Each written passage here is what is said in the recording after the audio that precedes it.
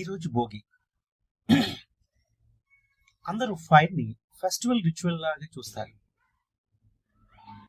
కానీ నేను ఫిజిక్స్ టీచర్గా క్లాస్ రూమ్ లా చూసినప్పుడు ఒక్క భోగి మంటలోనే థర్మోడైనమిక్స్ కాన్సెప్ట్స్ క్లియర్గా కనిపిస్తాయి.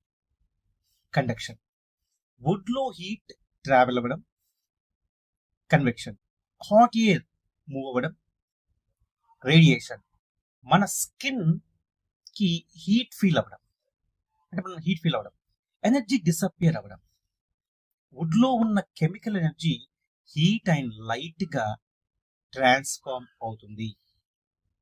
నా క్లాస్లో ఫిజిక్స్ అంటే ఫార్ములా ఫస్ట్ కాదు, అబ్జర్వేషన్ ఫస్ట్. అబ్జర్వ్ చేశాక ఫార్ములా ఆటోమేటిక్గా క్లియర్ అవుతుంది.